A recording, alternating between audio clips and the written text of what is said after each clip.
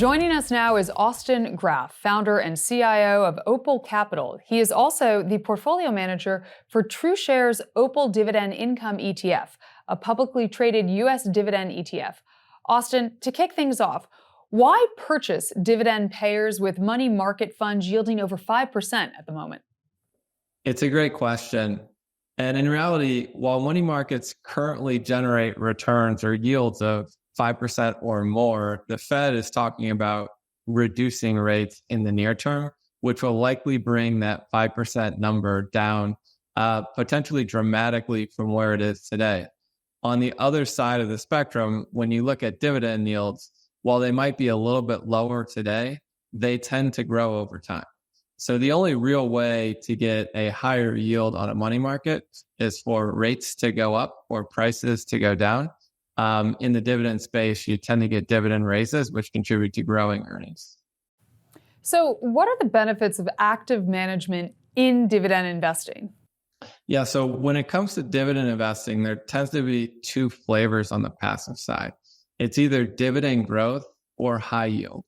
The problem with dividend growth is you tend to start with a very low yield today and have to wait 5 to 10 years to get a yield that makes any sense for investors.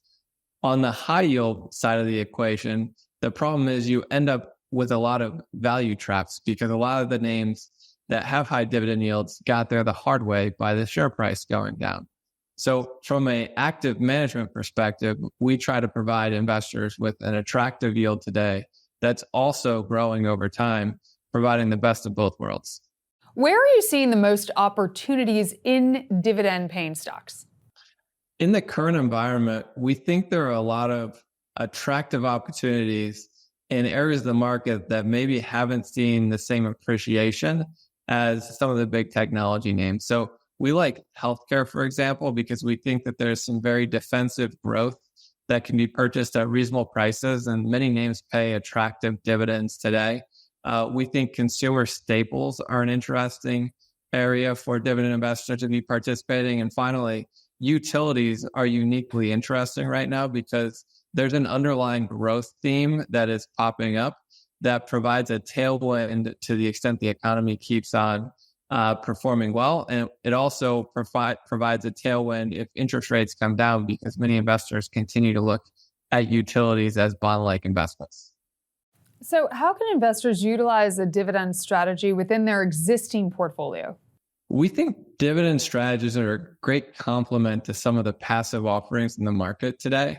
Many investors talk about staying diversified, but when you look at major indices like the S&P 500, you end up with about a third of the market cap being in the top 5 to 7 names.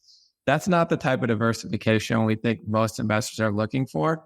So we think that offering a dividend portfolio as a complement to the S&P provides a unique form of diversification and potentially reduced volatility compared to the broader market. Austin, we know that the Fed has had a much more dovish tone recently. Everyone is privy to this information. So how does your strategy bode better than others?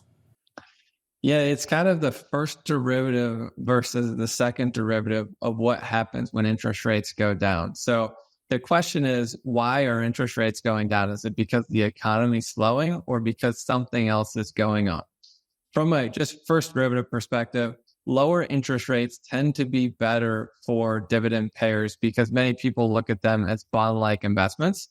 From the second derivative perspective, if the lower rates are coming because we have a slowing economy, dividend payers tend to outperform because they're often higher quality companies that can grow through various economic environments rather than just relying on an economic tailwind from a cyclical upswing. Austin, is there anything else you'd like to add? I think that's all. I think we covered it quite well. Well, it's really great having you with us today. And thank you, everyone, for watching. Once again, that was Austin Graff with Opal Capital and TrueShares. And I'm Erin Real with Asset TV.